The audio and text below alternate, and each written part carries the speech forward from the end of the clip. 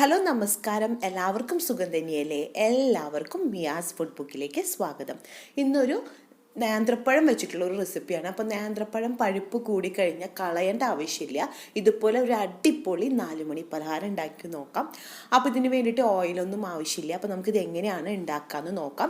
അപ്പോൾ ആദ്യമായിട്ടാണ് എൻ്റെ ചാനൽ കാണുന്നതെങ്കിൽ സബ്സ്ക്രൈബ് ചെയ്യാനും അതുപോലെ വീഡിയോ ഇഷ്ടപ്പെടുകയാണെങ്കിൽ ലൈക്ക് ചെയ്യാനും ഷെയർ ചെയ്യാനും മറക്കരുത്. അപ്പോൾ നമുക്ക് വീഡിയോയിലോട്ട് പോകാം. നേന്ത്രപ്പഴം ഇതുപോലൊക്കെ നന്നായി കറുത്ത് പോയിട്ടുണ്ടെങ്കിൽ ഇവർ നമുക്ക് കഴിക്കാനൊക്കെ ബുദ്ധിമുട്ടോ. അപ്പോൾ അത് വെച്ചിട്ടൊരു സ്നാക്സ് ആണ് ഞാൻ ഇന്ന് ഉണ്ടാക്കുന്നത്.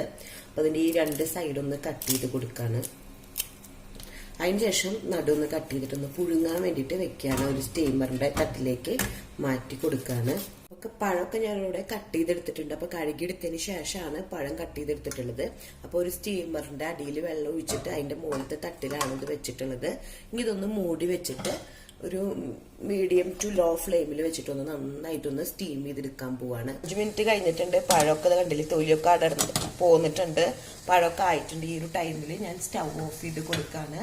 അപ്പൊ അത് നന്നായിട്ടൊന്ന് ചൂടാറി വരട്ടെ. എല്ലാം ചൂടാറിയിട്ടുണ്ട്. അപ്പൊ അത് തൊലി കളഞ്ഞതിന് ശേഷം ഒരു നേന്ത്രപ്പഴം കട്ട് ചെയ്ത് കൊടുക്കാണ്. നേന്ത്രപ്പഴമൊക്കെ ഉടച്ചു കൊടുത്തിട്ടുണ്ട്. അപ്പോൾ ഒരു ഫോർക്ക് യൂസ് ചെയ്തിട്ടാണ് ഉടച്ചു കൊടുത്തത്.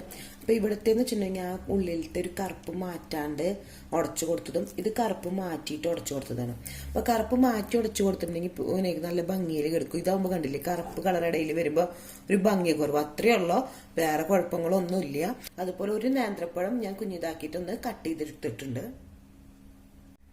ഇവിടെ ഞാനൊരു 1/2 കപ്പ് അരിപ്പൊടി ഉണ്ട്. അത് വറുത്ത അരിപ്പൊടിയാണ്. നമ്മൾ ഇടിയപ്പം അതുപോലെ തന്നെ പത്തിരിയൊക്കെ ഉണ്ടാക്കാൻ വേണ്ടിയിട്ട് വറുത്തിട്ടുള്ള പൊടിയില്ലേ, ആ പൊടിയിൽ നിന്ന് ഒരു 1/2 കപ്പാണ് എടുത്തിട്ടുള്ളത്. അതിന് കുറേശ്ശെ ഇട്ടിട്ട് നമുക്കിതൊന്ന് കുഴച്ചെടുക്കണം. അപ്പോൾ കൈ വെച്ച് കുഴയ്ക്കുമ്പോഴായിരിക്കും കുറച്ചും കൂടി പെർഫെക്റ്റ് ആയിട്ട് നമുക്ക് കുഴയ്ക്കാൻ പറ്റുക. അപ്പോൾ ഞാൻ കൈ വെച്ചിട്ടാണ് കുഴച്ചെടുക്കുന്നത്. അതുകൊണ്ട് ഇങ്ങനെ കണ്ടില്ല, ഇങ്ങനെ ആക്കി കൊടുക്കുമ്പോൾ നമ്മൾ ഓൾറെഡി നേന്ത്രപ്പഴം ഉടച്ചെടുത്തിട്ടുണ്ടെങ്കിലും ഉടയാണ്ട് കിടക്കുന്നുണ്ടെങ്കിൽ അത് ഫുള്ളായിട്ട് ഉടഞ്ഞ് കിട്ടാൻ വേണ്ടിയിട്ടാണ് ഇതേപോലെ ഒന്ന് കുഴച്ചെടുക്കുന്നത്. ഇവിടെ എടുത്തു വെച്ചിട്ടുള്ള 1/2 കപ്പ് പൊടി ഫുള്ളായിട്ട് തന്നെ ചേർത്ത് കൊടുക്കുകയാണ്. ഇവിടെ ഞാൻ കുഴച്ചെടുത്തിട്ടുണ്ട്. നോക്കുമ്പോൾ കാണുമ്പോൾ നമുക്ക് മനസ്സിലാവുന്നുണ്ടാവും, നമ്മൾ കോഴിക്കോട്ടയ്ക്കൊക്കെ കുഴച്ചെടുക്കില്ലേ, പക്ഷെ അത് ചൂടുവെള്ളത്തിലാണ് കുഴച്ചെടുക്കുക പൊടി. അതുപോലെ തന്നെ നന്നായി തന്നെ കുഴച്ചെടുത്തിട്ടുണ്ട്. ഇവിടെ ഇതിലേക്ക് ആവശ്യത്തിനുള്ള ഉപ്പ് ചേർത്ത് കൊടുക്കണം. അത് ഞാൻ ഇതിൽ ചേർത്ത് കൊടുത്തിട്ടുണ്ട്. വീഡിയോയിൽ പറയാൻ വിട്ടുപോയതാണ്. അപ്പൊ അത് ചേർത്ത് കൊടുക്കാൻ മറക്കരുത്. ഒരു ചീനച്ചട്ടി സ്റ്റൗമ വെച്ചു കൊടുത്തിട്ടുണ്ട്. അപ്പൊ അതിലേക്ക് ഒരു 1/2 ടീസ്പൂൺ നെയ്യാണ്. അപ്പൊ നെയ്യ് ചൂടായി വന്നപ്പോൾ അതിലേക്ക് കുറച്ച് കാഷ്യൂനട്ട് കുഞ്ഞിതാക്കിയിട്ട് കട്ട് ചെയ്തിട്ട് ഇട്ട് കൊടുക്കാണ്. കുറച്ച് ടേസ്റ്റി ആവാൻ വേണ്ടി മാത്രമാണ്. ഇപ്പൊ ഇത് നിങ്ങൾക്ക് വേണ്ടാന്നുണ്ടെങ്കിൽ ഇത് അവോയ്ഡ് ചെയ്യാം. ചെയ്തിട്ട് 1 ടീസ്പൂൺ ആണ് ഇട്ട് കൊടുത്തത്. അതേപോലെ തന്നെ 1 ടീസ്പൂൺ കിസ്മിസും കൂടി ഇതിലേക്ക് ചേർത്ത് കൊടുക്കുന്നുണ്ട്. ഇതിലേക്ക് നേരത്തെ കട്ട് ചെയ്ത് വെച്ചിട്ടുള്ള ഒരു നേന്ത്രപ്പഴം ചേർത്ത് കൊടുക്കാൻ ഒരു 5 മിനിറ്റ് ഇളക്കി കൊടുത്തിട്ടുണ്ട്. അപ്പൊ നേന്ത്രപ്പഴമൊക്കെ നന്നായി ഒന്ന് വാടി വന്നു തുടങ്ങിയിട്ടുണ്ട്. അതേപോലെ തന്നെ ഇതിലേക്ക് ആവശ്യത്തിനുള്ള മധുരത്തിന് ആവശ്യമുള്ള പഞ്ചസാരയും കൂടി ചേർത്ത് കൊടുക്കുകയാണ്. ഈ ഒരു ടീസ്പൂൺ കൊണ്ട് 3 ടീസ്പൂൺ, അതായത് 3 ടേബിൾ സ്പൂൺ പഞ്ചസാരയാണ് ചേർത്ത് കൊടുത്തിട്ടുള്ളത്.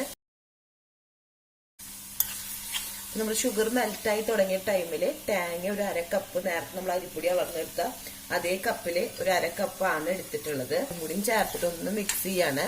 തേങ്ങ ചേർത്ത് കൊടുത്തതിന് ശേഷം നന്നായിട്ട് തന്നെ ഒന്ന് വറുത്തെടുക്കേണ്ട ആവശ്യമൊന്നുമില്ല. ജസ്റ്റ് ഒന്ന് എല്ലാ സൈഡിലേക്കും ഒന്ന് മിക്സ് ചെയ്തിട്ട് ഒരു മിനിറ്റ്, 1-2 മിനിറ്റ് ആയി കഴിഞ്ഞാൽ നമുക്ക് സ്റ്റൗ ഓഫ് ചെയ്യാം. ഒരു ചെറിയൊരു ബോൾ പോലെ എടുക്കുക. അതിന് ശേഷം കൈ വെച്ചിട്ട് നന്നായിട്ടൊന്ന് കുഴച്ചെടുക്കുക. എന്നിട്ട് കയ്യിൽ വെച്ചിട്ട് ഒന്ന് പരത്തി കൊടുക്കുകയാണ്. നമുക്ക് ജസ്റ്റ് ഒന്നൊരു കുഴി ഉണ്ടാക്കിയെടുക്കണം. പറഞ്ഞാലാണ് അതിൻ്റെ ഉള്ളിൽ ഫില്ലിങ് വെച്ചു കൊടുക്കാൻ പറ്റുള്ളൂ. അപ്പോൾ കോഴിക്കോട്ട് ചെയ്യുന്ന അതേപോലെ തന്നെയാണ് ഞാൻ ഉണ്ടാക്കിയെടുക്കുന്നത്.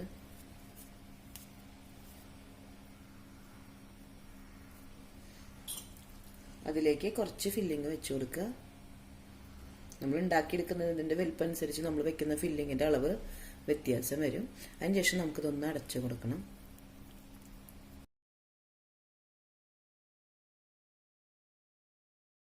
അതിൽ ചെറുതായിട്ടൊന്ന് നെയ്യൊന്ന് തടവി കൊടുക്കുകയാണ്. അധികം ഒന്നും എടുത്തിട്ടില്ല.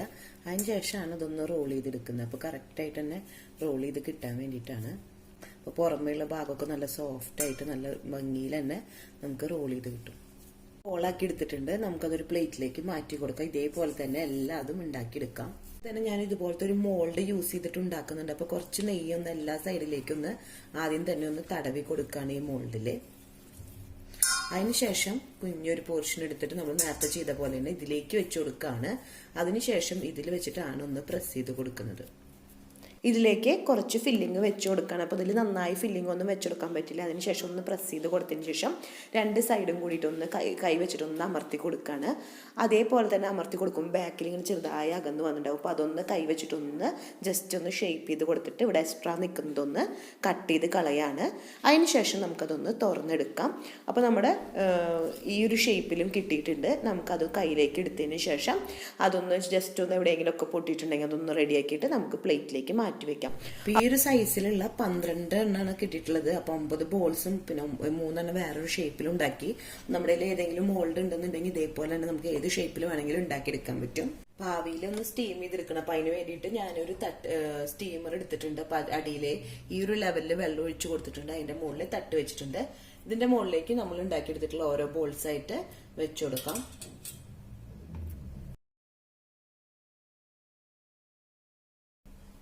ഇത് മൂടി വെച്ച് കൊടുത്തിട്ടുണ്ട്. ഇപ്പൊ ഒരു മീഡിയം ഫ്ലെയിമിൽ വെച്ച് കൊടുത്തിട്ടുണ്ട്. അപ്പൊ ഒന്ന് ആവി കയറിയിട്ട് ഒന്ന് വെന്ത് വരട്ടെ. 5-8 മിനിറ്റ് ആയിട്ടുണ്ട്. അപ്പൊ ഞാൻ മൂടി ഒന്ന് തുറന്ന് നോക്കാണ്. അപ്പൊ നോക്കുമ്പോൾ നമ്മുടെ ഇതൊക്കെ കുക്കായി വന്നിട്ടുണ്ട്. ഈ ഒരു ടൈമിൽ സ്റ്റൗ ഓഫ് ചെയ്ത് കൊടുക്കുകയാണ്. അതിനുശേഷം വീണ്ടും മൂടി വെച്ചിട്ട് ഞാനിതിന്റെ ആവിക്കൊന്ന് ഒന്ന് ചൂടാറിയതിന് ശേഷമാണ് ഇതൊരു സർവിങ് പ്ലേറ്റിലേക്ക് ചേഞ്ച് ചെയ്ത് കൊടുക്കുന്നുള്ളൂ. ഇതേപോലെ തന്നെ നേന്ത്രപ്പഴം പഴുപ്പ് കൂടിയിട്ടുണ്ടെങ്കിൽ അടിപൊളി കോഴിക്കോട്ട ഉണ്ടാക്കിയെടുക്കാം. അപ്പം നേന്ത്രപ്പഴം കളയേണ്ട ആവശ്യമൊന്നുമില്ല. ഒരു വെറൈറ്റി ടേസ്റ്റിലുള്ള ഒരു കോഴിക്കോട്ട കഴിക്കാം. അപ്പോൾ നമുക്ക് ഓശാനയ്ക്കൊക്കെ ഉണ്ടാക്കിയെടുക്കാൻ പറ്റുന്ന ഒരു വെറൈറ്റി കോഴിക്കോട്ടയും കൂടിയാണ്. അപ്പോൾ എല്ലാവരും ട്രൈ ചെയ്ത് നോക്കണം. നിങ്ങളുടെ ഫീഡ്ബാക്ക് കമൻറ്റ് ബോക്സിലൂടെ അറിയിക്കാൻ മറക്കരുത്. അടുത്ത ദിവസം പുതിയ വെറൈറ്റി റെസിപ്പി ആയിട്ട് വീണ്ടും വരാം. Thanks for watching. ബൈ.